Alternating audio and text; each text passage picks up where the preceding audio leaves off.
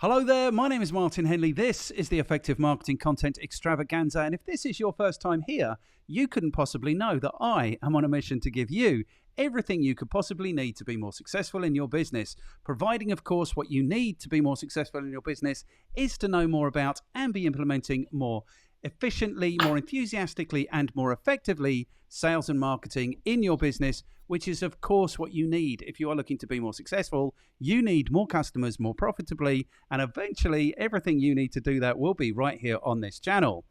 So the way this works is I'm here giving you everything I know about sales and marketing. That's the series that happens on a Monday. On a Tuesday, I pull in anyone I can find with experience to share with you if you are looking to be more successful in your business. That's Talk Marketing on a Tuesday. Every other Wednesday, Melanie Farmer comes through. We review the marketing news and think about what it might mean for you in your marketing life, in your marketing career. And on the other Wednesday, I review so you don't have to. On a Thursday, I'm here thinking out loud. And on a Friday, we review the very best and the very worst of marketing content on the internet. So if that sounds like it might be interesting or useful, please God tell me it does. We're only here to be interesting and useful.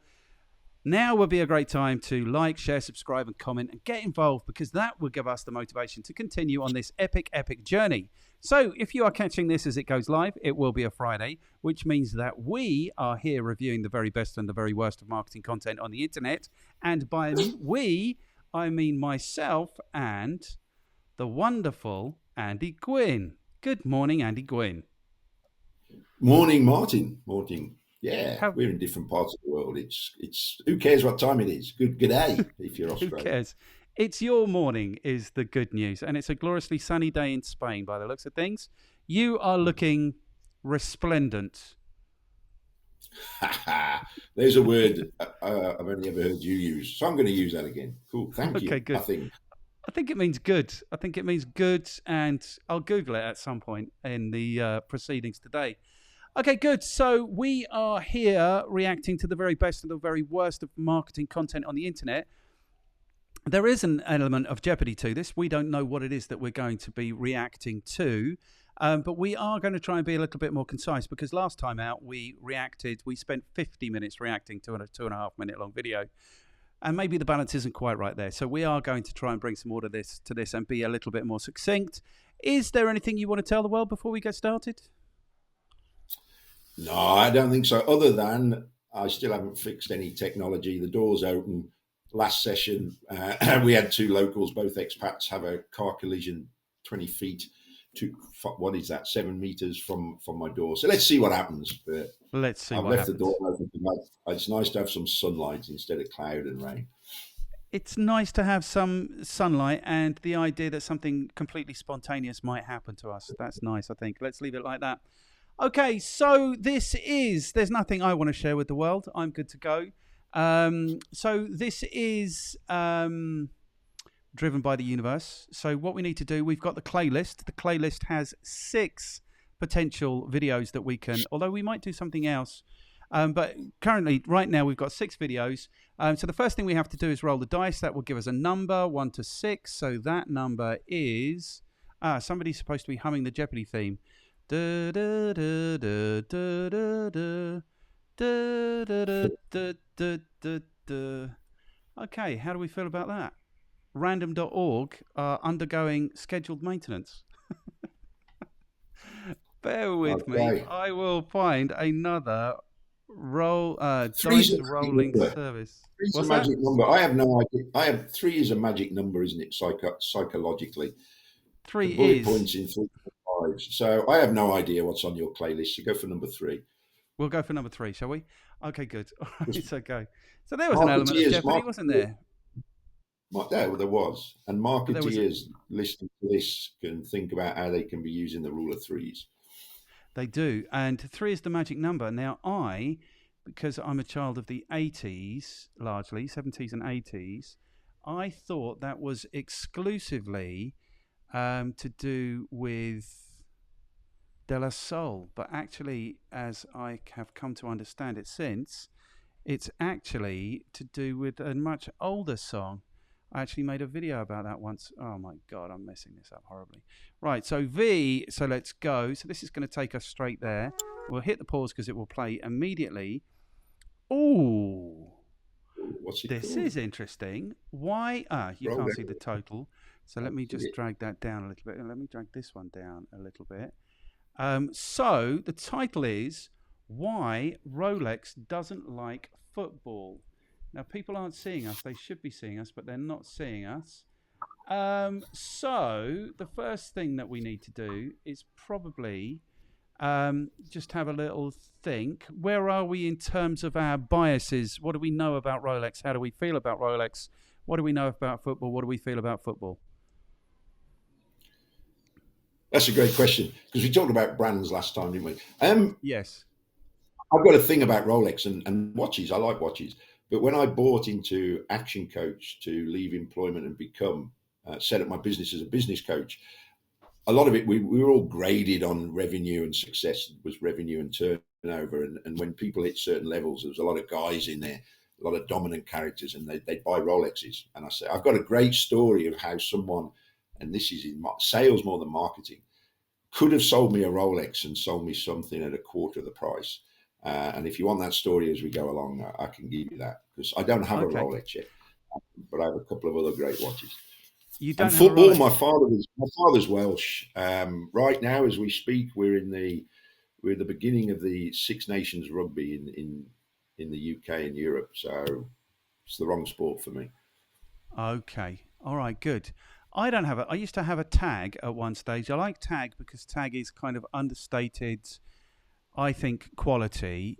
So those are the kinds of brands that I like. But I don't own a watch currently because I own a phone. I'm not particularly into a wearing jewelry kind of a person. So I'm not a watch fan. I'm kind of interested to hear that you are. So that's interesting. I can't get us to appear on the screen at the same time as the video. So people aren't going to get to see our faces. Those poor things. They're not going to get to see our faces. I will continue to look at that.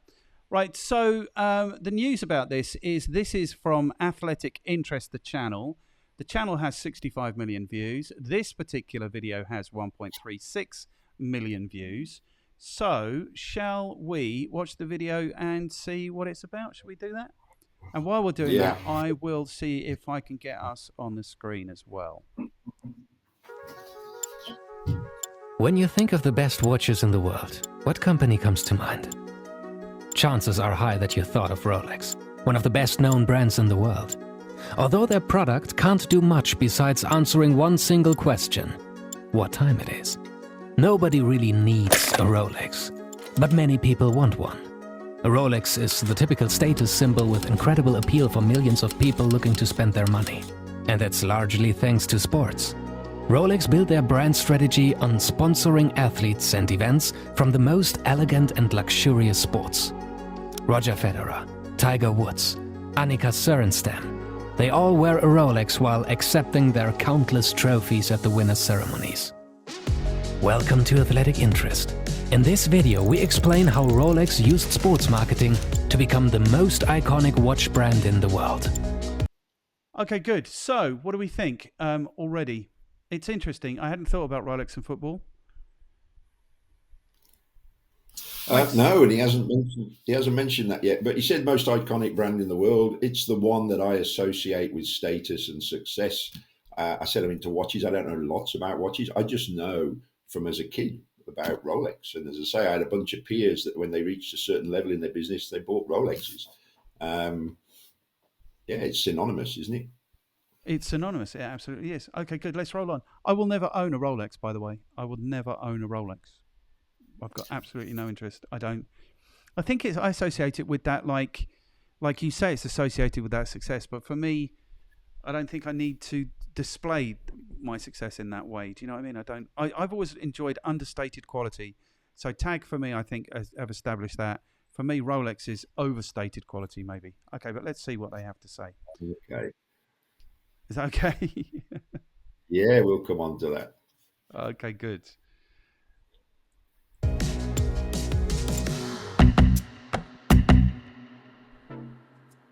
Rolex is the most recognized watch brand. Established in London, but moved to watch capital Geneva after the First World War, it has been the most sold luxury watch in recent years. They are the market leader, with almost a quarter of the market share in 2020. That's almost 3 times the share of their closest competitor. It's the only watchmaker to make it onto the Forbes list of the most valuable brands. Rolex have recorded revenues of more than $8 billion, and their brand alone was valued at $7.9 billion in 2020. That's impressive for one product that technically no one even needs. Rolex has managed to become an icon. Such status, however, is not created overnight. In the beginning, it was the functionality that stood out. As we can learn on their website, Rolex has built its brand on the back of innovation and quality. And this is obviously very important. But it's not enough anymore. The younger generations, which have all grown up with a smartphone, need to be convinced of the values of a traditional timepiece from a whole other angle. The brand needed to move beyond sheer functionality to impress the modern customer. How did they do this? In the beginning, Rolex used slogans such as "World's first waterproof wristwatch" and "A landmark in the history of time measurement." To underline the technical superiority of their timepiece, it was important to have the right testimonials. When Hans Wilsdorf founded Rolex in the early 20s, his aim was to replace the traditional pocket watches with one of the supreme... Right, so this is a bit weird because I can't see you. So no one can see us reacting. But it's interesting to me because they started where every business has to start. Do you know what I mean? It's like you have to hang your hat on something. Like, okay, it's waterproof. That's going to be our thing, you know? And then you go out into the market and you test. And then the other thing, which is what I think about marketing, is that really marketing is a few things. But one of the things that it is that makes it really simple, and which is really important, is like, I think it's the act of adding value in the world and then evidencing that you're adding that value.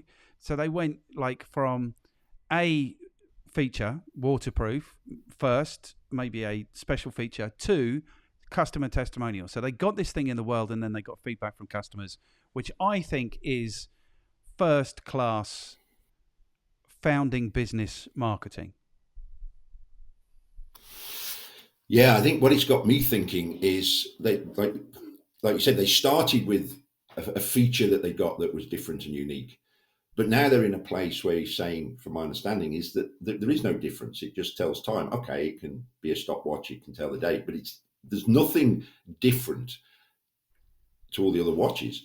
So what are they now having to market on? And I presume he's going to come on to it. It's the emotion. It's got little to do with the functionality. And that's what we were talking about last time. Yes. And that's the fundamentals for me, where especially small businesses struggle, is to put this message across about what it gives the customer. What is it? Probably in this case, I'm guessing. Let's see. The customer doesn't have a lot of pain, but certainly has a lot of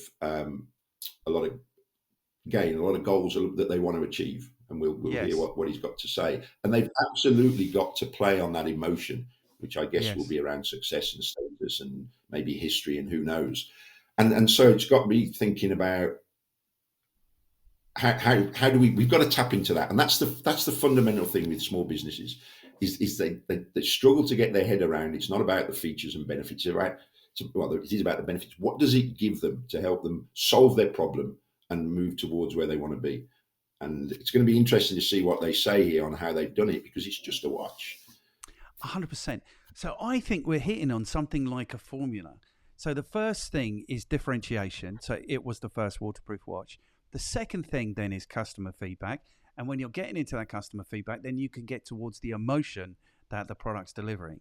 So maybe this is a formula for becoming Rolex. I don't know.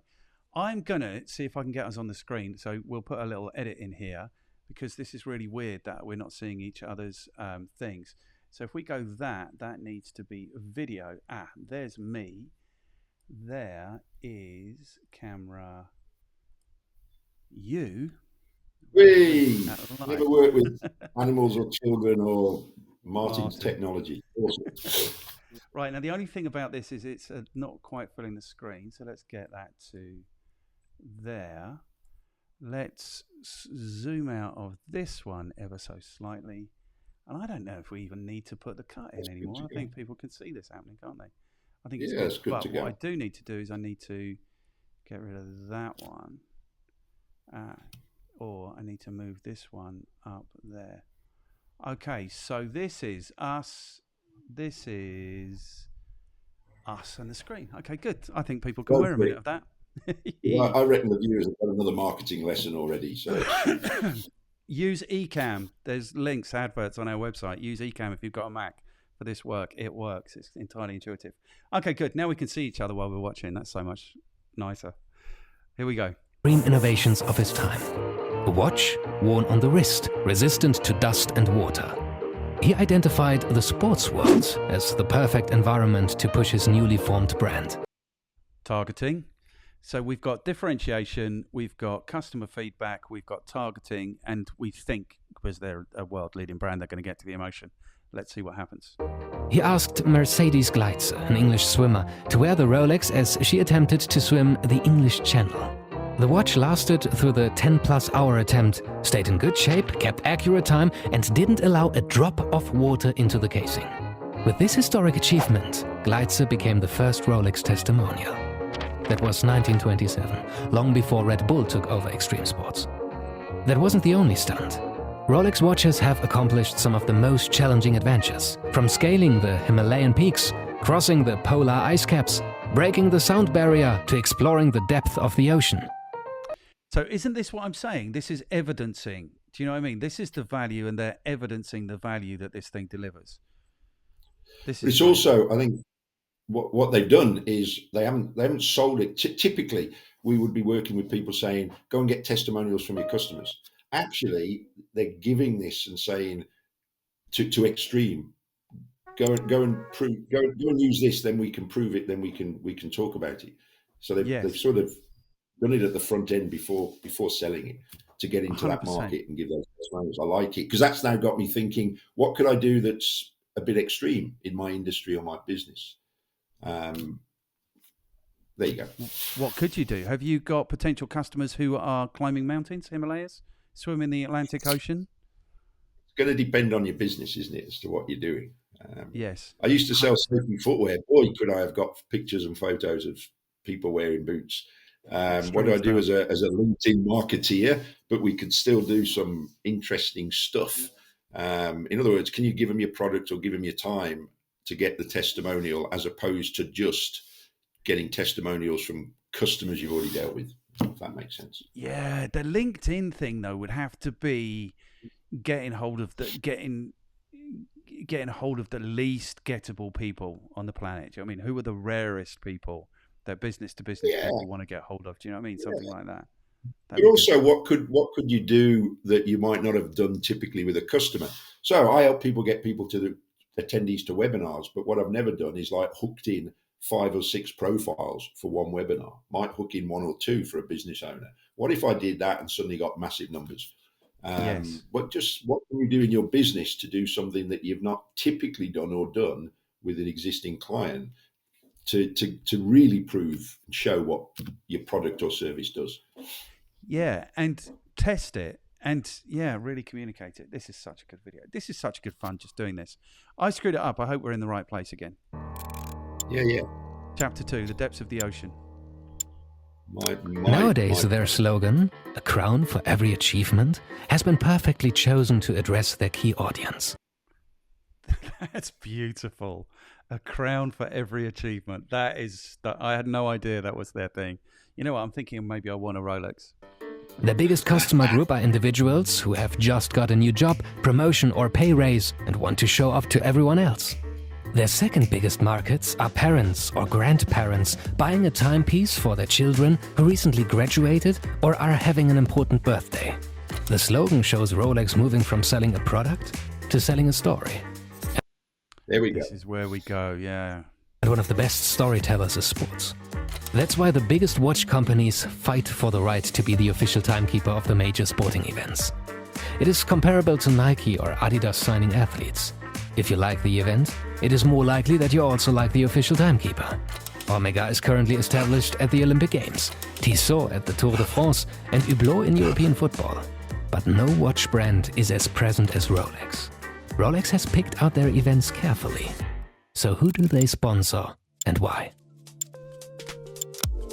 Even though Red Bull and Rolex both have their roots in extreme sports, they rarely get in each other's way nowadays. Rolex is no longer looking to prove the quality of their products by putting it on the wrist of people swimming through channels and climbing up mountains. They would rather choose the sports that best fit their brand image and that are played and watched by their target group.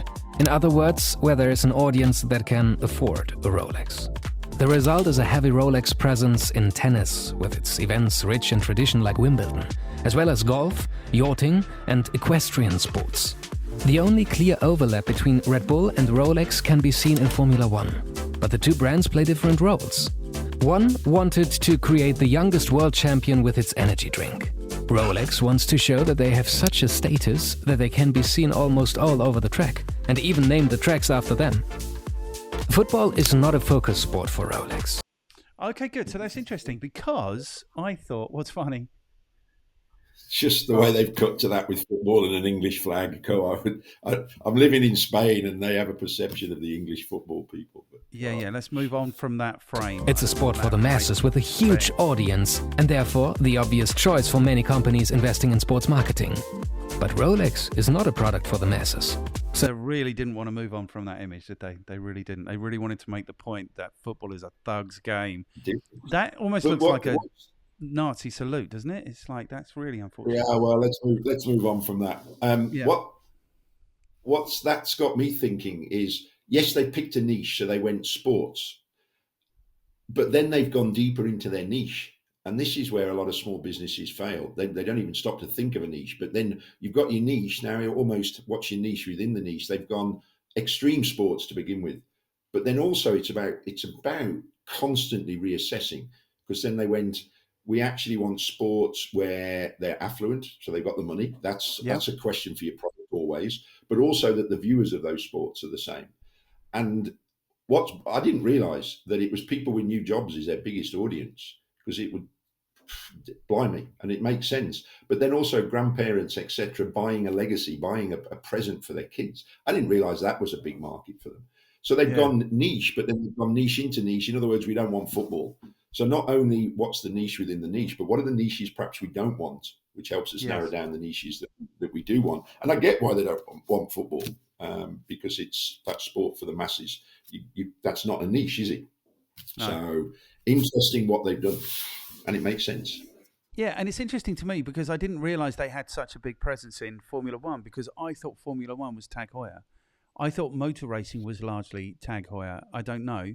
And then that, for me, leans into what I'm interested in, is this understated excellence, precision, so the most time-sensitive sport.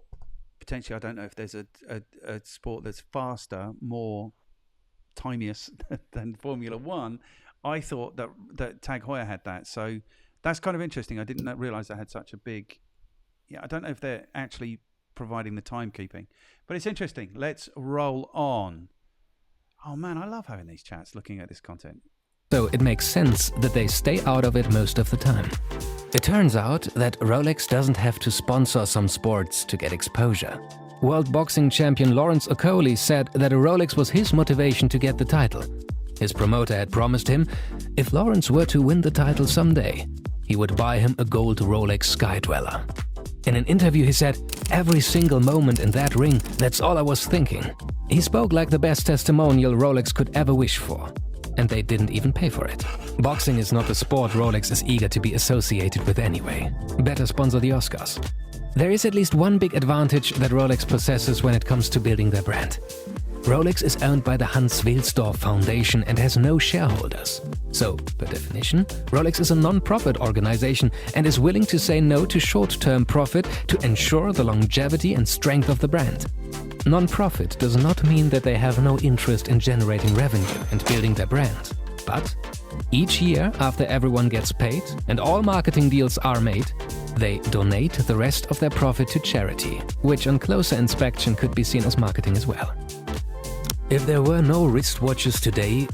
How do you feel about that? I had no idea they were a non-profit. I had no idea. And I had no idea, like I said earlier, that their biggest target audience, people, including employees with new jobs and then grandparents, etc., gifting. So this tells me something about how good is their marketing in a way. But I go back to that niche, and I would say to people listening, think about, we think we might know our niche, but then we've got to find out, and we've got to keep looking and keep exploring and keep almost sort of guessing and thinking who's an ideal niche and testing and measuring, because those are two niches I never associated with Rolex.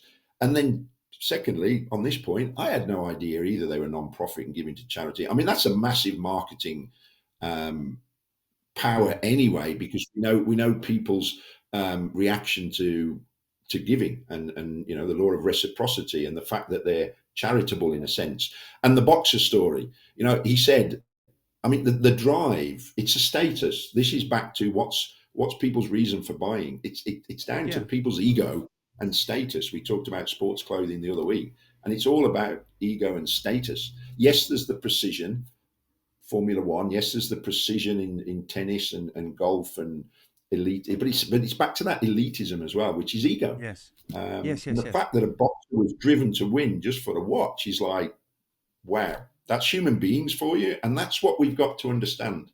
It's not logical. It's emotion and ego, and that's what we've got to tap into. 100%. And small businesses need to do that because big brands are doing that already. The other thing is, they may not be interested in football, but they are definitely interested in footballers. Footballers spend a lot of money on watches, you know. So, and this is where Rolex have put themselves precisely, irrespective of who specifically they're targeting, whatever. Like, this is the ultimate aspirational item. This is the thing you don't need. This is the thing that you have. You know, there's like maybe a Bugatti, but a Bugatti will still drive you around. You know what I mean? This is almost the ultimate aspirational item. You know, this is the thing that you buy. Pure status. Cool. Right, we're nearly there. We're not really nearly there. We're 2/3 of the way That through. do nothing except showing the time, they would probably never be invented in today's world. But because watch companies developed their brands in the way they did, they're still big business today. Rolex has perfected storytelling. In the beginning with slogans that linked the quality of Rolex watches to extraordinary achievements and world records. When it became difficult to stand out against other watch brands with quality, Rolex changed strategies. It was no longer about producing watches with outstanding quality, but establishing Rolex as a reward for outstanding achievements. That's why it will remain important for Rolex to sign the best athletes and to be present at the most prestigious sports events. With Roger Federer, Rolex has one of the best testimonials they could wish for. No scandals, extraordinary performance, and for each of his Grand Slam victories, he has put on a new Rolex before receiving the trophy. Every time I put on my Rolex, it reminds me of those great moments. It also reminds me that if you do not work hard, somebody else will, and they eventually will pass you. In a world where everyone can read the time on their phone, with testimonials like Federer, Rolex still manages to regularly swoon customers to spend several thousand on a mass-produced watch and not having to deal with any buyer's remorse.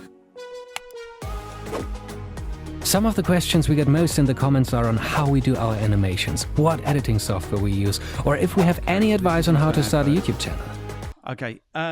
So, yeah, that's what we're saying, isn't it? It is this aspirational thing. It is the ultimate demonstration of success. Like, I've achieved something, I wear a Rolex, you know? That's exactly where it is. And that's where I said my first introduction, as when I was employed as a sales manager, I didn't really have exposure to this. My MD used to wear a Rolex, so I probably knew a little bit. But when I jumped into the business coaching industry, my peers, that was it. When they reached a certain level, they'd buy the Rolex and the car. It was a measurement of success. And he used a very important word there. He said, and it prevents buyer's remorse. And we're running this to talk to the audience about how can you use this. I usually say, I don't care what people think of me. I care about what you go away and do. And yeah, it's entertaining. Yeah, there's some great facts in there. I love the story. I'm a scuba diver. I love the whole essence. But there are two things. He said they tell a story. Now, as you know, I run a membership club where we've got some tech. We get thousands of views of people's posts. But the challenge is teaching people to write posts and content that sells. Yes. And I have a great business partner client who teaches people how to write content, and it's all from the story perspective. This great phrase that facts tell, stories sell. They're telling a story. That's what you've got to do in your marketing. And it can be over a series of messages, but also no buyer's remorse. When I first was taught to sell high-end coaching, the moment we made a sale, we would do something to reinforce the sale. Yes, you can tell the client he's made a great decision. But if I'd sat with a couple of hours for a business owner and got to understand what his dream was, his life, and yes, we brought that back to what you're going to do in your business. One of the very first clients I talked to him about this. And in the conversation, he told me he was into pens. He collected pens. So I went straight from the sales meeting with the check, straight to the shops, and I bought 50 quid worth of pen, which was not cheap. It wasn't cheap back then. And I put it in the post and I sent it to him. It turned up the next day and he sent me a message and said, now I know what you mean. Because I sent it with looking forward to working with you, helping you achieve X, Y, Z. You said you want in your business here. And when I turned up the next time to see him, he's got the pen, he's using it, and he would use it to write his checks back then. So how can you prevent buyer's remorse? That's buyers going away and then changing their mind, which I guess has happened to a lot of people. It's happened to me lots of times. And flip that around, how can you reinforce their great buying decision that they've made? But to get that buying decision, you've got to tell stories. And they have some great stories, and you're absolutely right. It's all about, it's not just egos wide, but it's what you've said. It's the relationship or the link between the Rolex and success, achievement. Yes. The grandparents are buying it. The new employees are buying it. My peers would buy it when they made a certain amount of money. Federer would wear it because the boxer, he was going to get it when he achieved success. Yes. The footballers wear them, So this is the thing. The only reason I'm laughing when you say about buyer's remorse is I do know someone who had some remorse when they wore it. They were flying into the UK and they were challenged by customs and had to pay tax on the Rolex. You can imagine they weren't very happy about for those 10 minutes that he was actually doing that transaction. Yeah, we've all got stories, and maybe I'll tell you the sales story before we finish. But my peer Brad Shutt, he got held up at gunpoint in his car in Las Vegas, and they nicked his Rolex. But that's got nothing to do with the product and why you should buy the product or why they're marketing for you to buy the product. But you know what? That is pertinent, I think, because Andrew Tate, love him or hate him, whatever, this is one of the points that he made about the state of the UK is that you can't be walking around London wearing a nice watch because you'll get robbed. That happened in LA. But this is... My nephew got his iPhone nicked while he was stood at the bus stop. Yes. I think... And that's what's that? How's that relevant to what we're talking about with marketing and people listening? I don't know. I think as a consumer, you've probably got to think about what you're doing. But the thing that I don't know if this is pertinent. I don't know if this is pertinent, but it has occurred to me a number of times how much material value we carry around with us now, as opposed to 20 years ago, where we've got £1,000 worth of watch on our wrist, we've got £1,000 worth of phone in our pockets, we've got 200 quid's worth of trainers, not you or I, to suspect, but we might be wearing a £300. Do you know what I mean? It's like that is a change that's kind of happened. And the interesting thing, like coming back to Rolex, is how they created this category of really expensive watch. There was no category like that before, I suppose, but now that is a category. There are dozens of really expensive watch brands. So yeah, I think it's interesting. I think it's really, really interesting. Shall we have a quick peek at the comments and see what the rest of the world is saying about this? Can I make this bigger? I'm not sure, so they show up here. So let's go there. Forget Rolex and R8, but think Skillshare for sponsoring this video. Get a 1 month free. Because no matter how lucrative the modern football has become, its roots and identity are still embedded in the working class. Yeah, that's true. This channel is so good. Huge fan. Yeah, I like it. I really like the animations and stuff as well. I'm going to go and check what they're talking about there. I'm not going to lie, more than the animations and music, it was the narrator's voice that made me love this channel so much and subscribe to it. What a fantastic accent that is. Is it Austrian or something? It's very... I don't know. Hey, to be honest, I didn't notice. This is another marketing lesson. There's a great phrase that says communication is the response you get. But I didn't pick up on the voice. But Oh, the point I'm making is you've got to hit your audience with many different styles and many different messages, yes. because you're not going to get them all with one. And we talk about language, but you know what? That's important to someone. Maybe you're doing a video, maybe you get someone to do video voice over. I don't know. Not personal voices, okay. But I think the message from there, I didn't get it. I didn't even pick up on it. So in your marketing, you have to have multiple different styles and methodologies, I guess. And tones, I think, 100%. I picked up on it. I thought that accent was silk. I think we've got to the end, and I think we've done very much better. You're going to have a little refresh of your thing, because you're going a little bit pixelated. Last word on Rolex? I think it's a great case study. Do you want me to share this quick sales story as to how Yes, someone you lost a really want to sale share 2 it. I million? think share it. I do, because people listening to this, we're talking about marketing, and yes, you can market, but you've still got to make the sale. And two, I used to argue were similar, but it was exactly this. I've hankered after a Rolex, and I said, now the difference for me, and I was thinking, oh, it's because my ego's out of the way. I don't like brands. I don't know. Was I'm only going to buy the Rolex when I can really afford it, when I'm not going to miss the money, when it's not going to be a stretch. I've always said, anyone can buy an expensive car, but it's the running of it. And I've seen people buy Rolexes and cars when they couldn't afford it, and they've fallen over. Now, having listened to that video, I'm going, actually, Gwyn, you're linking that to exactly who they're targeting to. It's when you achieve some success. Anyway, Yeah. I was in New York. We'd been on a conference. And at the point, I could afford it. But, Rolexes can be up to hundreds of thousands. I thought I can afford probably $4,000. And I walked past the shop window with Mary, and there was a Rolex in the window. And I looked at it. I said, I'm going to buy it. I want one. We walked into the shop, and the salesman behind the counter, said, hello. I said, I've seen the Rolex in the shop. He said, oh, we don't sell Rolex. I said, but you have one in the window. He said, yeah, that's a display with Tag Heuer distributors. Would you like to see a tag? I said, yeah, okay. Now, I've walked in there asking for a Rolex. What's the minimum price of a Rolex? $2,000, $3,000, afford? He pulls out the EP tag, $650. We'll have to tell the full story next time. Okay, well, I'm hearing you clearly now, at least. So you went you saw the Rolex in the window, $4,000. You went inside. They said, that's a display model. Can you look at some tags? That's where we got to. He was showing you some tags. He pulled out the cheapest tag at $650. Now, I've gone in there to look for a Rolex. What's the cheapest Rolex? maybe $3,000, $4,000. Certainly wasn't $650. And here was his script. He said, well, yeah, I like it. Yeah, I like it. He said, if you buy it today, I can do you 10% off. And I went, sold. And I walked out thinking, you idiot. You could have sold me a tag at $4,000, and you didn't have to even talk about discount at that point. I was going to buy a freaking watch, and I did buy the watch. So think about it, salespeople. Know your customer. What did the customer want? He asked about a flipping Rolex.